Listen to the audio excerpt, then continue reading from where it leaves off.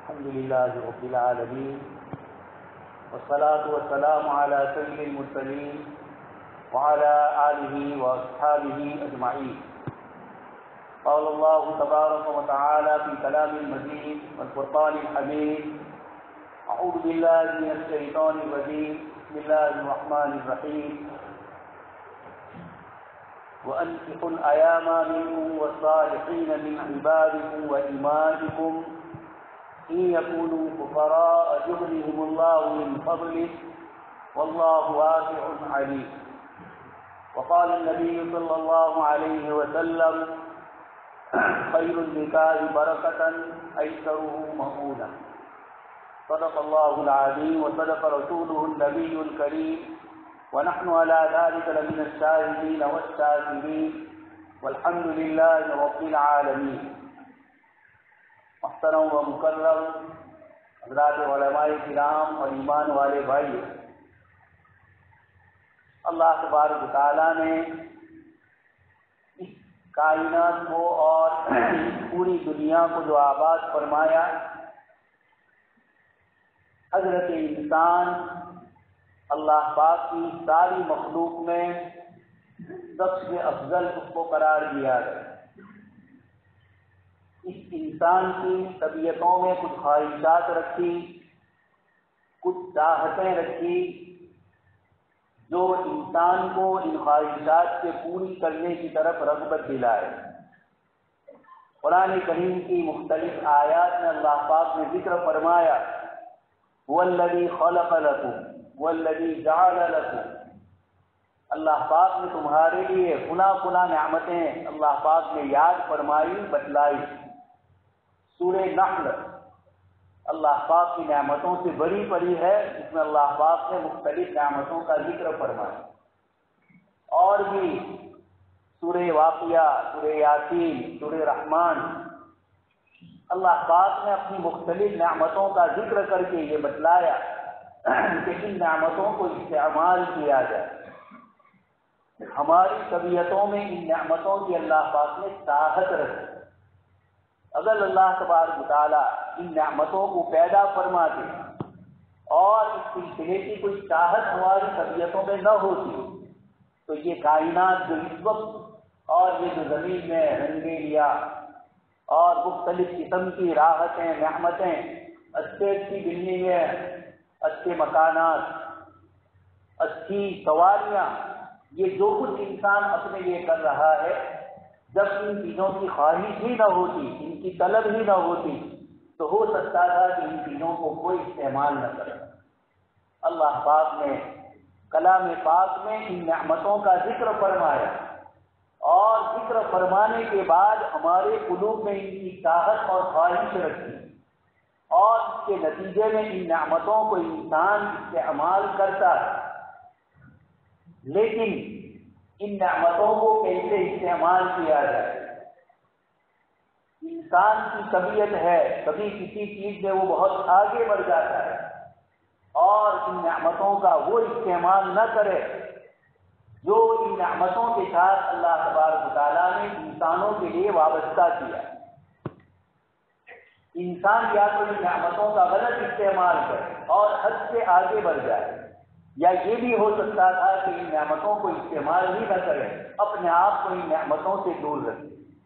اللہ پاک نے حضرات انبیاء کرام علیہ السلام کا سلسلہ جاری فرمایا اور انہوں نے انسانوں کو بتلایا کہ یہ ساری نعمتیں اللہ پاک نے حضرت انسان ہی کے لیے پیدا فرمائی، لیکن ان نعمتوں کا استعمال کرنے میں تم اپنی عقل سے کام لوگے، اپنی سمجھ سے کام لوگے تو تمہاری عقل، تمہاری چاہتیں، تمہاری خواہشات، بلکہ تمہارا غلط استعمال اللہ پاک کو ناراض نہ فرمائے، اور ان نعمتوں کے غلط استعمال سے تم انسانوں میں ظلم اور زیادتی کرنے لگے، تم افراط اور تفریط کا شکار ہو جاؤ۔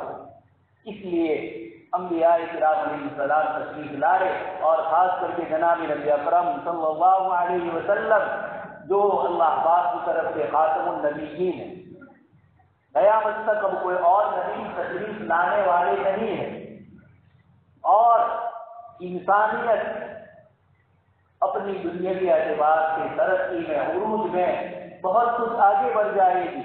اللہ پاک نے ارشاد فرمایا سنُرِيهِمْ آيَاتِنَا فِي الْآفَاقِ وَفِي أَنفُسِهِمْ، آفاق میں، کائنات میں اور یونیورسل میں اللہ پاک کی طرف سے، اور اوقات میں اللہ پاک کی طرف سے مختلف قسم کی اپنی نعمتوں کا اظہار ہوگا۔ وَفِي أَنفُسِكُمْ، اور انسانوں تمہارے سر سے لے کر پیر تک کی جو باڈی ہے اللہ پاک کی طرف سے، اس میں بھی بہت ساری آیتیں اور بہت ساری نشانیاں بتلائی جائے گی، جس کا میں اور آپ رات دن اب سائنس کی دنیا میں مشاہدہ کریں۔ تو ٹیکنالوجی اور سائنس میں، طبیات اور ڈاکٹری میں حضرت انسان کے اس جسم میں اللہ پاک نے کیا کیا نعمتیں رکھی ہے، ایک ایک عضو کتنا قیمتی ہے، اور اس میں سے کسی ایک کے ذرا برابر رگ دب جاتی ہے، اللہ پاک نے کتنی نسیں رکھی ہے۔ آج کی سائنس بتلاتی ہے 7,000 کلومیٹر جتنا لمبا سفر ہو سکے، سر سے لے کر پیر تک کی باڈی میں اللہ پاک نے کتنی رگیں رکھی۔ 3 مرتبہ پوری دنیا کا چکر لگایا جائے، پوری دنیا 20,000 کلومیٹر، تب بھی یہ 3 مرتبہ چکر لگائے، اتنا اللہ پاک نے میرے اور آپ کے جسم میں اللہ پاک نے اپنی طرف سے یہ نعمتیں رکھی۔ تو بتلانا یہ ہے کہ اب انسان ان نعمتوں کو کس طریقے سے استعمال کرے۔ اللہ پاک نے قرآن کریم میں دونوں قسم کے انسانوں کا ذکر فرمایا۔ ایک تو انسانیت کا وہ طبقہ ہے جس نے اپنے آپ کو اللہ کی نعمتوں سے دور کر دیا ہے، اور وہ دنیاوی پن اور ذوق پن میں چلے گئے۔ اللہ پاک ارشاد فرماتے ہیں وَرَهْبَانِيَّةً ابْتَدَعُوهَا مَا كَتَبْنَاهَا عَلَيْهِمْ۔ عیسائیت کی پوری ایک تاریخ ہے، کرسچن لوگوں کی ایک تاریخ ہے۔ حضرت عیسیٰ علیہ السلام کو آسمان پر اٹھائے جانے کے بعد عیسائیوں کی ایک جماعت جنگل اور پہاڑوں میں اپنے ایمان کو بچانے کے لیے چلی گئی۔ مفسرین نے سورہ روم کی تفسیر میں اس کو بہت تفصیل سے ذکر فرمایا۔ انہی میں کچھ لوگ وہ ہو گئے جو دنیا اور دنیا کی چیزوں سے بے رغبت ہو گئے، شادی بیاہ چھوڑ دیا، اللہ کی نعمتوں کو اپنے جسم پر اور اپنے استعمال کے اعتبار سے انہوں نے برتنا چھوڑ دیا، سیدھا سادہ لباس پہن لیا، کھانے پینے کی چیزوں میں بھی اپنے آپ کو بہت زیادہ تکلفات والا کر دیا، اور اس طریقے سے استعمال کیا کہ ایسا نہ ہو کہ یہ دنیا استعمال کر کے وہاں کے آخرت کی زندگی سے ہم محروم ہو جائیں۔ اس طریقے سے یہ سب کچھ کیا۔ جناب نبی اکرم صلی اللہ علیہ وسلم کے زمانے میں بھی صحابہ کرام کی ایک جماعت کے دل میں یہ خیال آیا کہ ہم لوگ دنیا سے الگ ہو جائیں اور اللہ اللہ کرنے لگے۔ حضرت عائشہ صدیقہ رضی اللہ تعالیٰ عنہا کے پاس آئے اور آپ صلی اللہ علیہ وسلم کی عبادت کا پوچھا۔ حضرت عائشہ رضی اللہ تعالیٰ عنہا نے عبادت کا ذکر فرمایا۔ حدیث شریف میں ہے کأنہم تقالوہا، گویا کہ وہ حضرات یہ سمجھے کہ اللہ کے رسول جو عبادت کرتے ہیں یہ بہت تھوڑی ہے، اور ہمیں زیادہ کرنا چاہیے، اس سے کہ آپ کو اللہ کے رسول ہے ما تقدم من ذنبک وما تأخر، آپ کو تو اللہ پاک نے بخشائے رکھا ہے، اس لیے ہمیں عبادت کرنی چاہیے۔ اور ان تینوں نے آپس میں نیت کر لی کہ زندگی بھر، ایک نے کہا کہ روزے ہی رکھوں گا، ایک نے کہا کہ زندگی بھر شادی بیاہ نہیں کروں گا، ایک نے کہا کہ زندگی بھر رات کی عبادت میں اپنے آپ کو مشغول رکھوں۔ حضرت عائشہ صدیقہ رضی اللہ تعالیٰ عنہ نے جناب نبی اکرم صلی اللہ علیہ وسلم کے تشریف لانے پر اس کا ذکر فرمایا، تو آپ صلی اللہ علیہ وسلم نے صحابہ کرام کو جمع کیا، آپ صلی اللہ علیہ وسلم نے وعظ فرمایا، اور اس نے فرمایا انی لاخشاکم للہ واتقاکم، میں تم سب سے زیادہ اللہ سے ڈرنے والا ہوں، تم سب سے زیادہ متقی، ولکنی اصوم وافطر، لیکن میں روزے بھی رکھتا ہوں اور روزے نہیں بھی رکھتا ہوں۔ نفل روزے کی بات ہے، میں نفل روزے رکھتا بھی ہوں اور نہیں بھی رکھتا۔ اسی کو حضرت عائشہ صدیقہ رضی اللہ تعالیٰ عنہ نے فرمایا کہ تم لوگ اگر مجھ سے حضور کے روزوں کے مطابق پوچھو تو میں یہ بھی کہوں گی کہ روزے نہیں رکھتے، اور پوچھو تو میں یہ بھی کہہ سکتی ہوں کہ روزے رکھتے۔ آپ صلی اللہ علیہ وسلم نے بیچ میں کچھ دن چھوڑ دیے تاکہ امت پر فرض نہ ہو جائے، تسلسل نہ ہو جائے۔ تو اللہ کے نبی صلی اللہ علیہ وسلم نے فرمایا میں روزے رکھتا بھی ہوں اور افطار بھی کرتا ہوں، اور وہ انام و مصلی، میں نماز پڑھتا بھی ہوں رات کو اور سوتا بھی ہوں۔ یہ بھی اللہ کے نبی صلی اللہ علیہ وسلم نے نفل نماز اور تہجد کے لیے فرمایا، کچھ حصہ سونا بھی ہے۔ حضرت عبداللہ بن عمرو بن عاص رضی اللہ عنہ اپنے لیے زیادہ وقت مانگتے تھے۔ اللہ کے نبی صلی اللہ علیہ وسلم نے فرمایا تمہارے نفس کا حق، تمہاری بیوی کا حق ہے، تمہارے رشتے داروں کا حق ہے، ان سب کو بھی نبھانا۔ یہ انبیاء کرام علیہ السلام اللہ پاک کی نعمتوں کو کیسے استعمال کیا جائے اس کے طریقے ہمیں بتلاتے ہیں۔ یہ وہ بریک ہے انبیاء کرام علیہ السلام کی تعلیمات جس میں انسان نہ آگے بڑھ جائے اور نہ اللہ کی نعمتوں سے محروم ہو جائے۔ اور تیسرا حضور نے فرمایا وَأَتَزَوَّجُ النِّسَاءَ، میں عورتوں سے شادی کرتا ہوں، وَمَنْ رَغِبَ عَنْ سُنَّتِي فَلَيْسَ مِنِّي، جو میری سنت سے اپنے آپ کو دور رکھے گا فَلَيْسَ مِنِّي، اس کا میرے ساتھ اور میری تعلیمات کے ساتھ کوئی تعلق نہیں۔ اس لیے ایک تو وہ طبقہ جنہوں نے اپنے آپ سے نعمتوں کو دور کر دیا تھا، شریعت اسلامیہ نے آ کر بتلایا کہ نہیں، ایک صحابی رضی اللہ تعالیٰ عنہ دنیا سے جا رہے ہیں، ایسا ان کو احساس ہو رہا ہے، وہ آپ صلی اللہ علیہ وسلم سے کہتے ہیں کہ میری ایک بیٹی ہے اور میرا فلاں مال ہے، میں اللہ کی راہ میں دینا چاہتا ہوں۔ آپ صلی اللہ علیہ وسلم نے فرمایا کہ نہیں۔ انہوں نے کہا پورا مال، آپ نے کہا نہیں۔ انہوں نے آدھا کہا، آپ صلی اللہ علیہ وسلم نے اس سے بھی منع کیا، اور اس کے بعد انہوں نے کہا 1/3 مال، 1/3، ایک طرف سے آؤ۔ اللہ کے نبی صلی اللہ علیہ وسلم نے فرمایا الثلث کثیر، یہ بھی بہت زیادہ ہے، لیکن تم دینا چاہو تو دے سکتے، یعنی 2 ثلث اپنے رشتے داروں کے لیے جس میں بیٹی کا حصہ آتا ہے، اور اسی طریقے سے دوسرا 1/3 وصیت کے لیے۔ پورا مال اللہ کی راہ میں دینے سے منع فرمایا، اور آگے یہ ارشاد فرمایا کہ تم اپنی اولاد کو محروم کر دو، دوسروں کو دے دو، اور کل تمہاری اولاد لوگوں کے سامنے اپنی ہتھیلی آگے کرے۔ اللہ کے نبی صلی اللہ علیہ وسلم نے کہا یہ مناسب نہیں۔ اسی روایت میں فرمایا حتی اللقمۃ، یہاں تک کہ وہ لقمہ جو تم اپنی بیوی کے منہ میں رکھو گے یہ بھی تمہارے لیے صدقہ ہے۔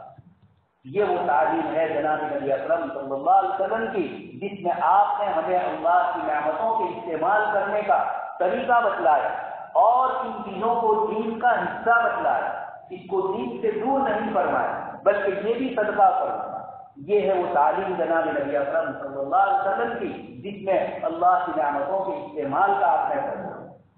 دوسری طرف انسان اپنی خواہش سے ان نعمتوں کا غلط استعمال کرے، یا جتنا استعمال کرنا ہے اس سے آگے بڑھ جائے، یا جن چیزوں کو استعمال میں نہیں لانا ہے ان کو استعمال میں لائے، جن چیزوں سے اللہ پاک اور جناب نبی اکرم صلی اللہ علیہ وسلم نے منع فرمایا ہو وہ ان چیزوں میں چلا جائے۔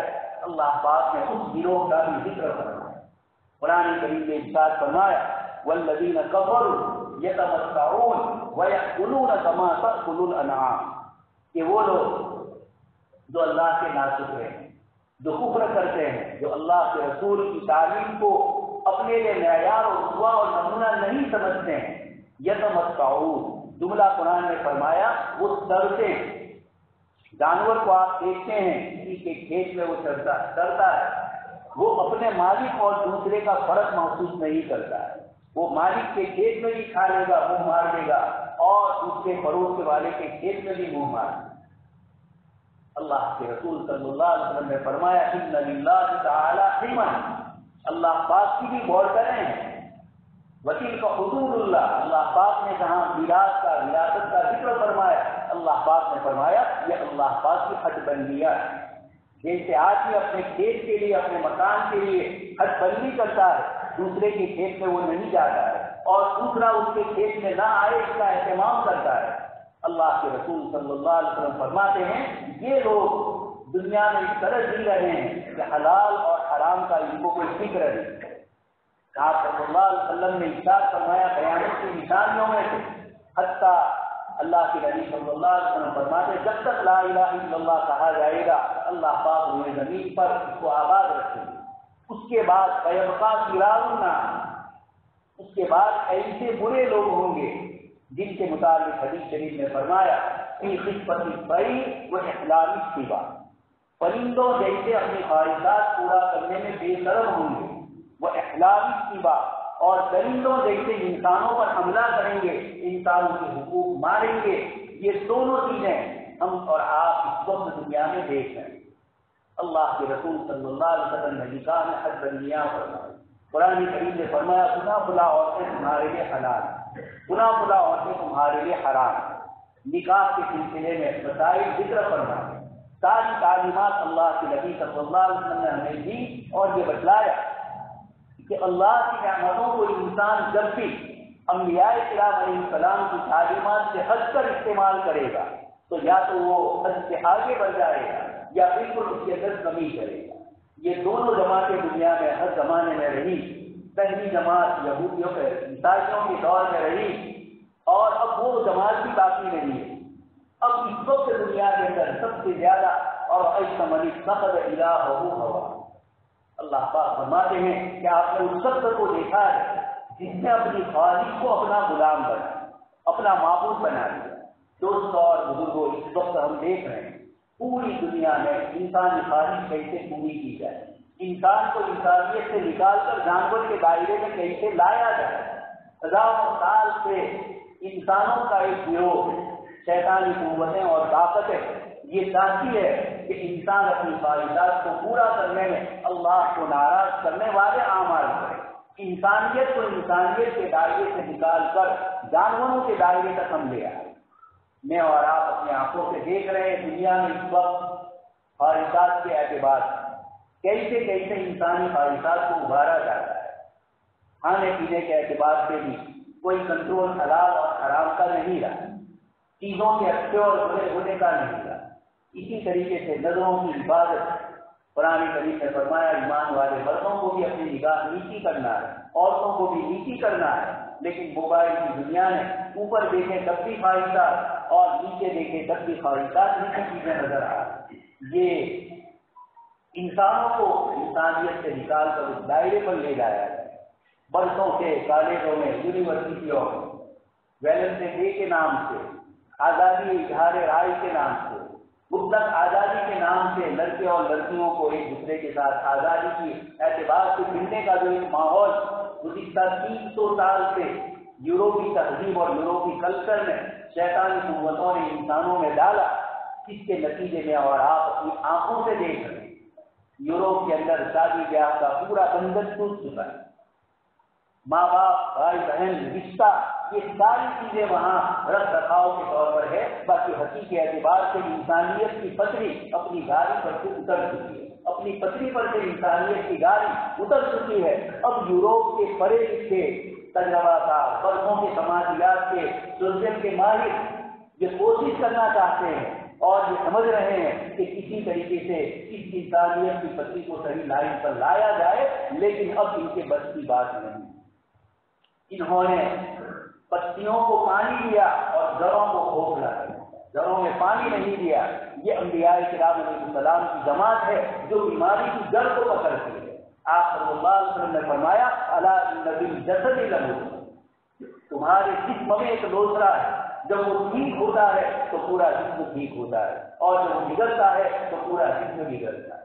جناب نبی اکرم صلی اللہ علیہ وسلم اور انبیاء کرام علیہ السلام نے قلوب پر محنت فرمائی، لهم قلوب لا يفقهون بها افمن شرح الله صدره للاسلام فهو على نور من ربه۔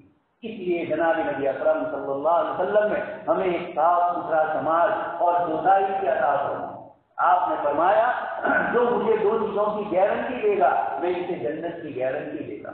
دوست اور بزرگوں، کتنا آسان دین ہے۔ آپ صلی اللہ علیہ وسلم نے عورتوں کے لیے فرمایا جب وہ 5 وقت کی نماز پڑھے اور روزہ اپنے شوہر کی اطاعت کرے، اپنے شوہر کے مال میں، اولاد میں اور اپنی عزت میں وہ حفاظت کر لے، حدیث شریف میں فرمایا فَلْتَدْخُلْ مِنْ أَيِّ أَبْوَابِهَا، جنت کے جس دروازے سے وہ داخل ہونا چاہے داخل ہوگی۔ یہ آپ صلی اللہ علیہ وسلم نے عورتوں کے لیے بھی اور مردوں کے لیے بھی احکام ذکر کر کے ہمیں بتلایا۔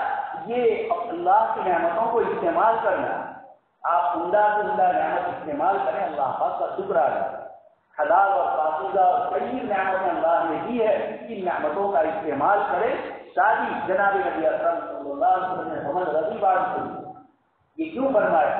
اس لیے کہ اسلام چاہتا ہے ہماری نگاہوں کی بھی حفاظت ہو، ہماری شرمگاہ کی بھی حفاظت ہو۔ اللہ تبارک تعالیٰ سے دعا ہے کہ اللہ تبارک تعالیٰ اس ہونے والے نکاح کو قبول فرمائے، اور سب سے بڑا جو نکاح سے مقصد ہے امت کی نگاہوں کی اور شرمگاہ کی حفاظت ہو جائے۔ اللہ تبارک تعالیٰ ہم سب کو اس کی توفیق عطا فرمائے۔ آمین۔